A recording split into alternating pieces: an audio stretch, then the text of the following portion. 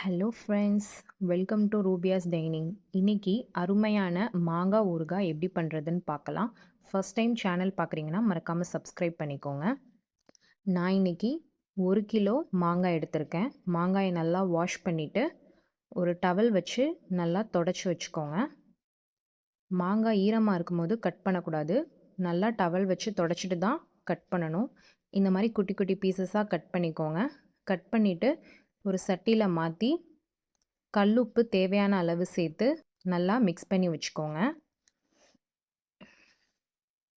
இப்போது ஒரு ஜாரில் 5 கிராம் கட்டி பெருங்காயம் நல்லா சட்டியில் வறுத்து எடுத்திருக்கேன். வறுத்து ஆற வச்சு இந்த மாதிரி பொடியாக அரைச்சி எடுத்துக்கோங்க.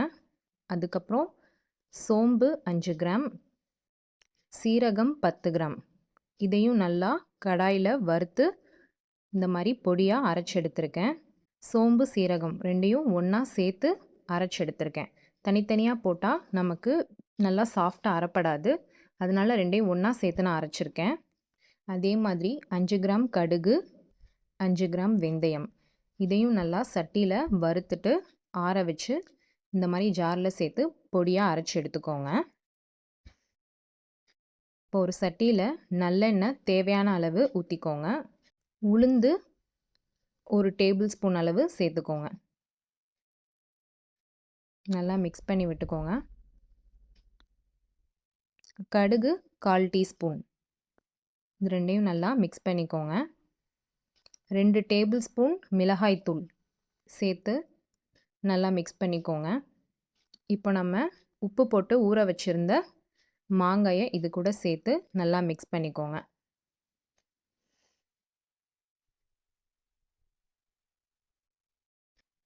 இப்போ கொஞ்சம் தேவையான அளவு கல்லுப்பு சேர்த்துக்கோங்க. சேர்த்து மிக்ஸ் பண்ணிக்கோங்க. நம்ம அரைச்சி வச்சுருந்த சோம்பு சீரகப்பொடி 3 டீஸ்பூன்,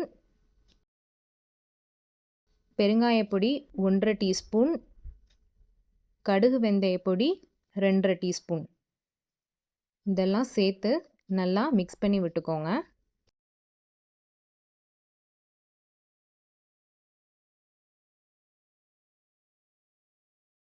ஒரு 5 மினிட்ஸ்க்கு அப்புறம் இந்த மாதிரி ரெடி ஆயிரும்.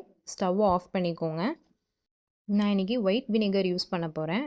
வினிகர் எதுக்கு யூஸ் பண்ணுறோன்னா டேஸ்ட் நல்லா கொடுக்கும், ரொம்ப நாள் கெட்டு போகாமல் இருக்கும், அப்புறம் இந்த பூஞ்சை புழுக்கம் இந்த மாதிரி எதுவுமே வராமல் இருக்கும். அதுக்காக தான் வினிகர் யூஸ் பண்ணுறோம். இந்த மாதிரி ஒரு பிளாஸ்டிக் பாட்டிலில் கொஞ்சோண்டு வினிகர் இப்படி சுற்றி அப்ளை பண்ணிக்கோங்க பாட்டில் ஃபுல்லாக. ஊறுகாய் ரெடியான உடனே ஸ்டவ்வை ஆஃப் பண்ணிவிட்டு ஊறுகாயை நல்லா ஆற வச்சுருங்க. ஆற வச்ச உடனேயே இந்த மாதிரி வினிகர் அப்ளை பண்ணிவிட்டு ஒரு பிளாஸ்டிக் பாட்டிலில் மாற்றிடுங்க. மாற்றிட்டு அந்த சட்டியை உடனே வாஷ் பண்ணிடுங்க, இல்லைனா அதோட கரை போகாது. ஸோ ஊறுகாய் ரெடியானதும் நம்ம உடனே ஃப்ரிட்ஜில் வச்சிடலாம். ஃப்ரிட்ஜில் வச்சு யூஸ் பண்ணால் தான் ஊறுகாய் கெட்டு போகாமல் நல்லாயிருக்கும். பாருங்கள் ஃப்ரெண்ட்ஸ், ஒரு டேஸ்டியான மாங்காய் ஊறுகாய் ரெடி ஆயிடுச்சு. இதை நீங்களும் வீட்டில் ட்ரை பண்ணி பாருங்கள். எப்படி இருக்குன்னு மறக்காமல் கமெண்ட் பண்ணுங்கள். சேனலை சப்ஸ்கிரைப் பண்ணுங்கள், லைக் பண்ணுங்கள், ஷேர் பண்ணுங்கள். பாய்.